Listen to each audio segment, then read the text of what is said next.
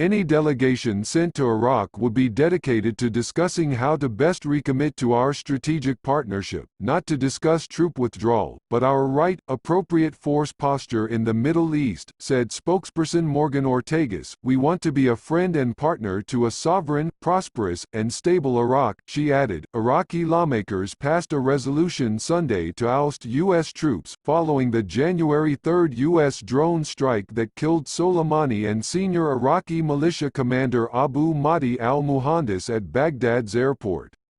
The non-binding vote put the responsibility on the government to formally request a withdrawal. Abdul Mahdi, addressing lawmakers at the time, called for urgent measures to ensure the removal of the troops.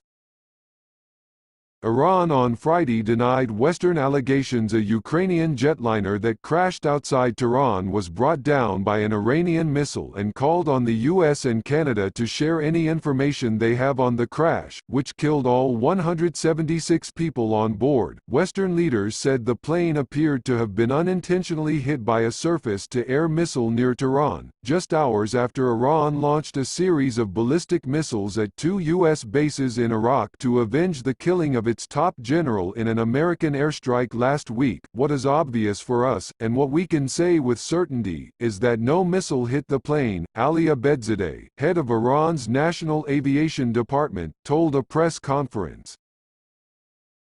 If they are really sure, they should come and show their findings to the world in accordance with international standards, he added. Hassan Rezaeifar, the head of Iranian investigation team on Friday told the same press conference that recovering data from the black box flight recorders could take more than a month and that the entire investigation could stretch into next year. Related, Iranians shot down jetliner, US, Canadian, UK leaders say he also said Iran may request help from international experts if it is not able to extract the flight recordings. The ballistic missile attack on the bases in Iraq caused no casualties, raising hopes that the standoff over the killing of Gen.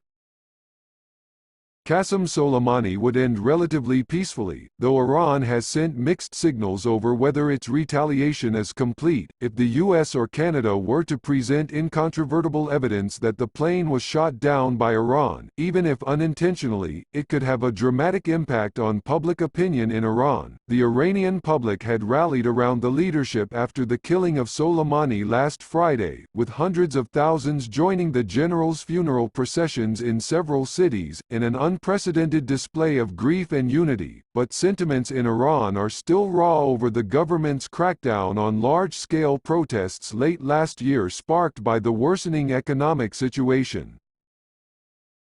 Several hundred protesters were reported to have been killed in the clampdown. Those fissures could quickly break open again if public evidence is presented that Iranian authorities were responsible for the deaths of 176 people, mainly Iranians or dual Iranian-Canadian citizens. The state-run IRNA news agency quoted a foreign ministry spokesman as saying Iran has invited both Ukraine and the Boeing company to participate in the investigations.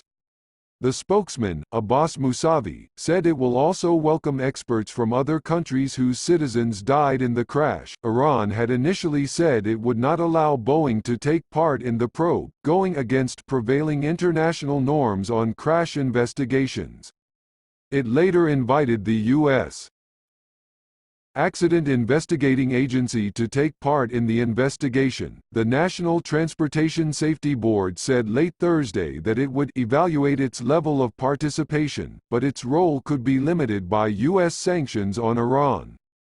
U.S. officials have also expressed concern about sending employees to Iran because of the heightened tensions. Under rules set by a United Nations aviation organization, the NTSB is entitled to participate because the crash involved a Boeing 737-800 jet that was designed and built in the U.S. There was no immediate comment from Boeing. U.S., Canadian and British officials said Thursday it is highly likely that Iran shot down the Boeing 737 that crashed near Tehran late Tuesday.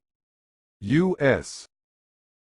Officials said the jetliner might have been mistakenly identified as a threat. Canadian Prime Minister Justin Trudeau, whose country lost at least 63 citizens in the downing, said, "We have intelligence from multiple sources including our allies and our own intelligence. The evidence indicates that the plane was shot down by an Iranian surface-to-air missile," he said.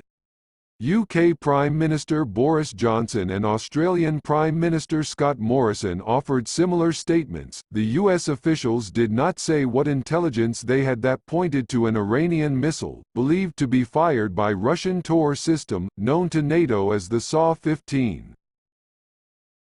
But they acknowledged the existence of satellites and other sensors in the region, as well as the likelihood of communication interceptions and other similar intelligence. Western countries may hesitate to share information on such a strike because it comes from highly classified sources. Ukraine's President Volodymyr Zelensky said, "The missile theory is not ruled out, but it has not been confirmed yet." In a Facebook post, he reiterated his call on all international partners